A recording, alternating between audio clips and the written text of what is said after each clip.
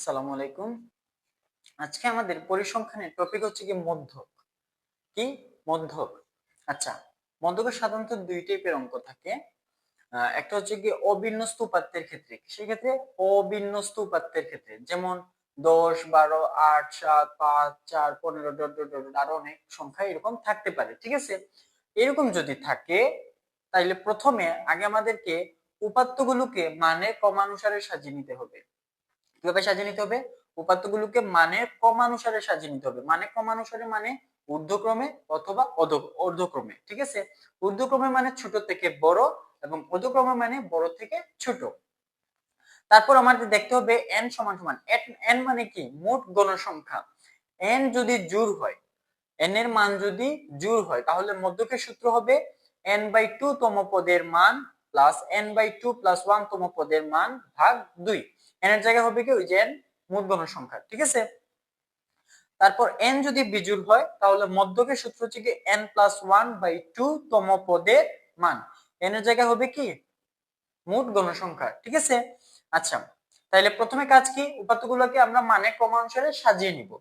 মানে ক্রমানুসারে সাজিয়ে নেওয়ার পর তারপর আমরা n দেখবো, যদি জোড় হয় তাহলে আমরা এই সূত্র ইউজ করব এবং n যদি বিজোড় হয় তাহলে আমরা এই সূত্র ইউজ করব। শেষ। এবং এটা সাধারণত আসলে আমাদের সৃজনশীলে আসে না, এটা আমাদের আসতে পারে কো মার্কের জন্য অথবা সংক্ষিপ্ত সংক্ষিপ্ত প্রশ্ন উত্তরের জন্য। ঠিক আছে, সংক্ষিপ্ত প্রশ্ন উত্তরের জন্য এরকম মন্তব্য থাকবে ইনশাআল্লাহ। ঠিক আছে, তারপর আসি বিন্যস্ত অথবা সারণীর ক্ষেত্রে। ঠিক আছে, এইটা আমাদের খুবই ইম্পর্টেন্ট, আমাদের সৃজনশীলে এই টাইপের মন্তব্য থাকে, মধ্যক নির্ণয় থাকে। আচ্ছা, বিন্যস্ত বা সারণীর ক্ষেত্রে মধ্যকের সূত্র হচ্ছে গিয়ে l plus n/2 minus fc into h/fm। এখানে l হচ্ছে গিয়ে মধ্যক শ্রেণীর নিম্নসীমা, n হচ্ছে গিয়ে মোট গণসংখ্যা, fc হচ্ছে গিয়ে মধ্যক শ্রেণীর উপরের শ্রেণী ক্রমযোজিত গণসংখ্যা, h হচ্ছে গিয়ে শ্রেণী ব্যবধান, আর fm হচ্ছে গিয়ে মধ্যক শ্রেণীর গণসংখ্যা।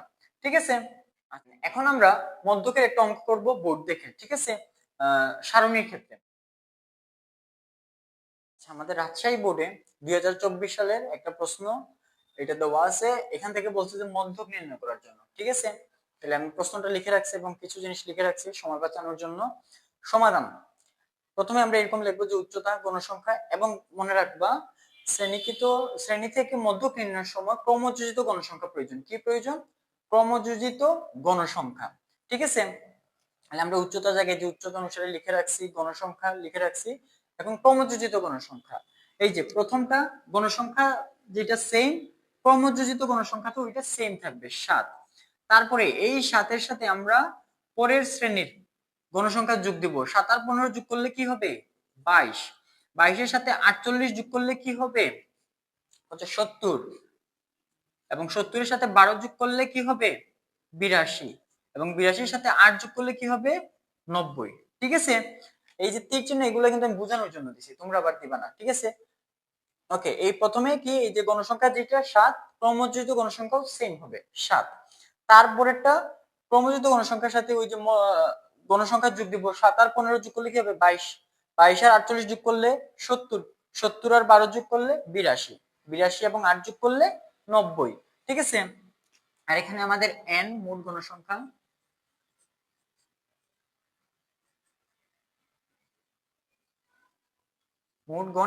মোট গণসংখ্যা n সমান সমান 7 আর 15 22, 22 আর 48, 22 আর 48 70, 70 আর 12 82, 82 আর কি 90। ঠিক আছে, আচ্ছা তারপর আমরা লিখব যে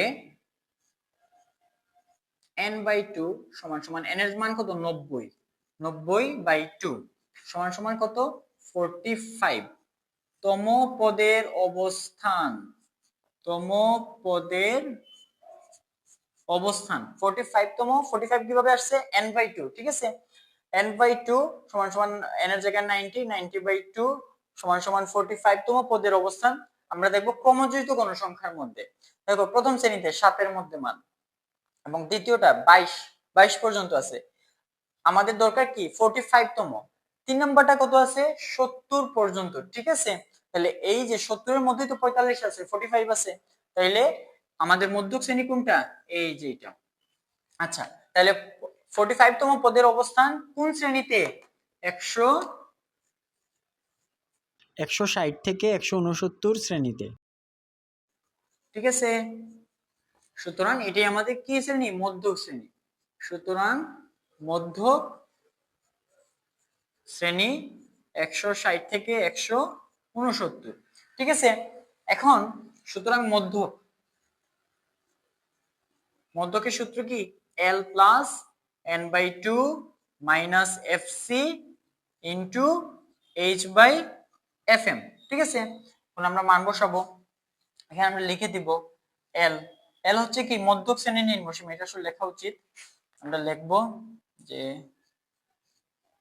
মধ্যক শ্রেণীর নিম্নসীমা এল সমান সমান মধ্যক শ্রেণী কত আমাদের? 160 থেকে 169। এবং এই শ্রেণীর প্রথমটা হচ্ছে কি শ্রেণীর নিম্নসীমা, পরেরটা হচ্ছে কি শ্রেণীর উচ্চ সীমা। এল কি? মধ্যক শ্রেণীর নিম্নসীমা। তাহলে এল এর মান কত হবে? 160, 160। আচ্ছা, n by two, n by টুর মান কত? এই যে আমরা বার করছি কত? 45। তারপর এফসি, এফসি কি ছিল? মধ্যক শ্রেণীর পূর্ববর্তী শ্রেণীর ক্রমযোজিত গণসংখ্যা। মধ্যক শ্রেণীর পূর্ববর্তী শ্রেণীর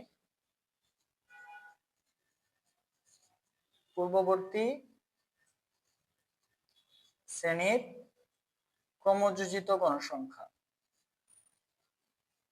লিখে দিলে ভালো। ঠিক আছে, দেখো এটা হচ্ছে কি আমাদের এফসি। এফসি মধ্যক শ্রেণীর পূর্ববর্তী শ্রেণী ক্রমযোজিত গণসংখ্যা। মধ্যক শ্রেণীর পূর্ববর্তী শ্রেণী ক্রমযোজিত গণসংখ্যা হচ্ছে কি? এফসি। তাহলে আমাদের মধ্যক শ্রেণী কত? 160 থেকে 169। এটা হচ্ছে কি আমাদের কি শ্রেণী? মধ্যক শ্রেণী। এবং এর উপরের শ্রেণী ক্রমযোজিত গণসংখ্যা কত? 22। তাহলে এফসির মান কত? 20। এরপরে কি আমাদের এইচ। এইচ কি? শ্রেণী ব্যবধান অথবা শ্রেণী ব্যাপ্তি। শ্রেণীব্যাপ্তি এইচ। আচ্ছা, এইচ কি? এই যে এই শ্রেণীতে টোটাল মানে কতটুকু ব্যবধান আছে। ঠিক আছে, 160 থেকে 169, 160 থেকে শুরু। আমরা যদি 160 থেকে 169 পর্যন্ত গণি তাহলে 10 হবে। আর তুমি যদি ক্যালকুলেটরে বার করতে চাও তাহলে 169 থেকে 160 বিয়োগ দিবা, সাথে +1 দিবা। ঠিক আছে, আচ্ছা 169 থেকে 160 বিয়োগ করলে 9, 9 এর সাথে 1 যোগ করলে হবে 10। তাহলে শ্রেণীব্যাপ্তি কত? 10। অথবা তুমি হাতে 160 থেকে 169 গুনতে পারো, 160 থেকে 160 থেকে গুনবা। ঠিক আছে, আচ্ছা এটা কিন্তু আমরা ভুল করি। আচ্ছা, তারপর হচ্ছে কি এফএম। এফএমটা আমি উপরে লিখে ফেলতেছি, আমার জায়গা নাই। এফএম হচ্ছে কি? মধ্যক শ্রেণীর গণসংখ্যা। এফএম কি? মধ্যক শ্রেণীর গণসংখ্যা। আমি আর বাংলাটা লিখতেছি না, কিন্তু তোমরা লিখবে অবশ্যই। এফএম কি? মধ্যক শ্রেণীর গণসংখ্যা। তোমরা লেখো আগে মধ্যক শ্রেণীর গণসংখ্যা, এফএম। মধ্যক শ্রেণীর গণসংখ্যা কত? 48। মধ্যক শ্রেণীর গণসংখ্যা কত? 48। এটা আমাদের মধ্যক শ্রেণীর গণসংখ্যা 48। এখন আমরা মান বসাই। এল এর মান কত? এল এর মান 160 প্লাস এন এর মান n বাই 2 এর মান হচ্ছে কি 45। এফসি, এফসি এর মান কত?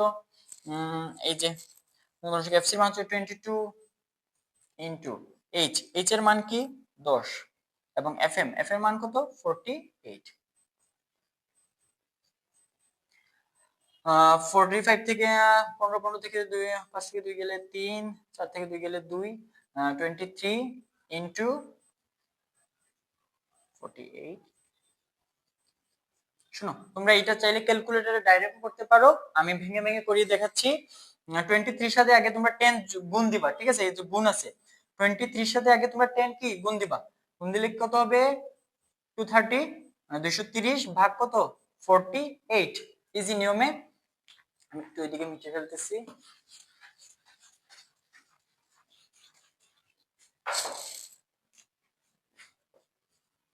160 প্লাস 230 ভাগ 48।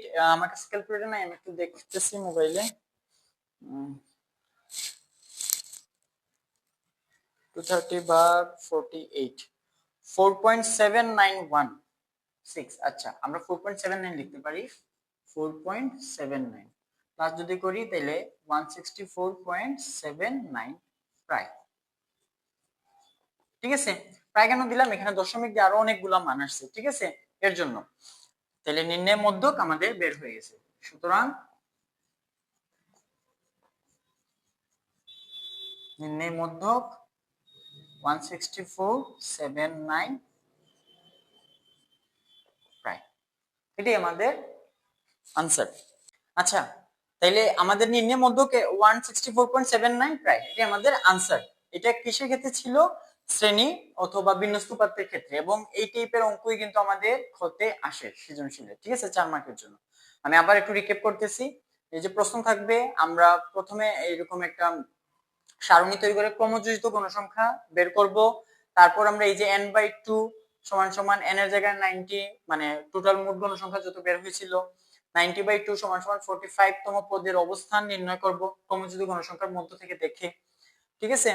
তারপর আমরা মধ্যক শ্রেণী বের হলো 160 থেকে 169, মধ্যকের সূত্র l + n/2 - fc * h/fm। l হচ্ছে গিয়ে মধ্যক শ্রেণীর নিম্নসীমা, n/2 মোট গণসংখ্যা বাই 2, fc হচ্ছে গিয়ে মধ্যক শ্রেণীর পূর্ববর্তী শ্রেণী মানে উপরের শ্রেণীর ক্রমযোজিত গণসংখ্যা, h হচ্ছে গিয়ে শ্রেণী ব্যবধান বা শ্রেণী ব্যাপ্তি, fm হচ্ছে গিয়ে মধ্যক শ্রেণীর গণসংখ্যা। আমরা মানগুলো বসাইয়া, শুনো, যাদের আর কি মানে ভুল হয়ে যায় বা মনে করো কঠিন, তারা ক্যালকুলেটর ডাইরেক্ট বসিয়েও করতে পারবা, আমি বলবো 2-3 লাইন করার জন্য, ঠিক আছে। আর ইজি ভাবে 16 এই যে 160 প্লাস এটা বিয়োগ করবা, বিয়োগ করে প্রথমে এই যে 10 এর সাথে গুণ দিয়ে দিবা, গুণ দিয়ে ক্যালকুলেটর তুমি ভাগ দিবা, ভাগ দিলে যেটা আসবে ওইটা যোগ করে দিবা, শেষ। আচ্ছা, এখন আমরা করব গিয়ে অবিন্যস্ত উপাত্তের ক্ষেত্রে, ঠিক আছে। আচ্ছা, অবিন্যস্ত উপাত্তের ক্ষেত্রে এগুলো আসলে আমাদের আমি একটু জাস্ট আমার মতো করে একটু দিয়ে দিই, বুঝিয়ে দিই, তাহলে তোমরা পারবা। আচ্ছা, এখন আমরা মধ্যক নির্ণয় করব অবিন্যস্ত উপাত্তের ক্ষেত্রে। যেরকম যদি উপাত্ত দেওয়া থাকে, এখানে আমি কম সংখ্যক উপাত্ত লিখছি, পরীক্ষায় আরো বেশি সংখ্যক উপাত্ত থাকতে পারে, ঠিক আছে। এবং এটা আসলে সংক্ষিপ্ত প্রশ্নোত্তরের জন্য খুবই ইম্পর্টেন্ট। আচ্ছা, আমরা করি। প্রথমে আমাদের কি করতে হবে? উপাত্তগুলোকে মানের ক্রমানুসারে সাজিয়ে নিতে হবে। এবং মানের ক্রমানুসারে এটা হতে পারে ঊর্ধ্বক্রমে, হতে পারে অর্ধক্রমে, ঠিক আছে। ঊর্ধ্বক্রমে মানে ছোট থেকে বড়, এবং অর্ধক্রমে মানে বড় থেকে ছোট। ঊর্ধ্বক্রম মানে ছোট থেকে বড়, এবং অর্ধক্রম মানে বড় থেকে ছোট। আচ্ছা, আমরা প্রথমে লিখি, এখান থেকে আমরা শুরু করি। উপাত্তগুলোকে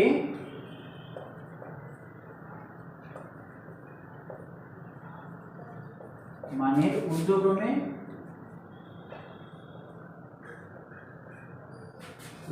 সাজিয়ে পাই। ঊর্ধ্বক্রমে সাজিয়ে পাই। সব থেকে ছোট মান কত এখানে? 7। আচ্ছা, 7 কি আর আছে? 7 কি আর আছে? না, নাই। তারপর কি 8 আর আছে? 8 আর নাই। তারপর কি 9 একবার, দুইবার। আচ্ছা, 9 আমি দুইবার দিয়ে দিলাম। তারপর কি আছে? 10 ও দুইবার আছে, দিয়ে দিলাম। তারপর কি আছে? 11 একবার। তারপর কি 12, তারপর কি 15 দিলাম 15। তারপর 17 আছে দুইবার, এই যে 17 দুইবার। তারপর আছে 21, তারপর আছে 25, ঠিক আছে। 1 2 3 4 5 6 7 8 9 10 11 12 13, 1 2 3 4 5 6 7 8 9 10 11 12 13, ঠিক আছে। এখানে n সমান সমান কত? যে 1 2 3 4 5 6 7 8 9 10 11 12 13, n সমান সমান কত? 13, যা বিজোড় সংখ্যা, ঠিক আছে। আচ্ছা, বিজোড় হলে মধ্যকের সূত্র কি মনে মনে বলো তোমরা? n + 1/2 তম পদের মান, ঠিক আছে। n এর মান কি? 13 + 1/2 তম পদের মান। 13 আর 1 যোগ করলে কত হবে? 14/2 মানে 7, ঠিক আছে। 13 আর 1 14, 14 কে 2 দ্বারা ভাগ করলে 7, 7 তম পদের মান। 7 নম্বর পদ কত? 1 2, যেখানে আমরা মানগুলো ঊর্ধ্বক্রমে সাজিয়েছি ওইখান থেকে কিন্তু আমরা নিব 7 নম্বর পদ। 1 2 3 4 5 6 7, 7 পদ কত? 11। সুতরাং নিম্নের মধ্যক নির্ণয়ের মধ্যক 11, ঠিক আছে, এটাই আমাদের আনসার। আচ্ছা, এখন জোড়ের ক্ষেত্রেটা আমরা দেখে ফেলি।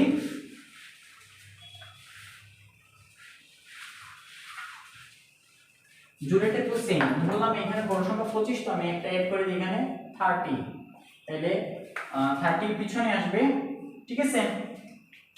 তাই প্রথমে আবার উপাত্তগুলোকে মানের ঊর্ধ্বক্রমে সাজিয়ে পাই, ঊর্ধ্বক্রমে সাজিয়ে নিলাম। এখানে n সমান সমান এখন কত 14, 1 2 3 4 5 6 7 8 9 10 11 12 13 14, লেনের মান কি 14, যা জোড় সংখ্যা, যা জোড় সংখ্যা। সুতরাং মধ্যকের সূত্র কি জোড়ের ক্ষেত্রে n/2 তম পদের মান প্লাস n/2 প্লাস 1 তম পদের মান ভাগ 2, ঠিক আছে। আচ্ছা, n/2 তম পদ মানে কি 14/2 তম পদের মান প্লাস 14/2 প্লাস 1 তম পদের মান ভাগ 2। জায়গা যেহেতু নাই, আমি সিটি লিখে ফেলি ছোট ছোট করে। 14 কে 2 দ্বারা ভাগ করলে কত হবে 7, তাহলে লিখব 7 তম পদের মান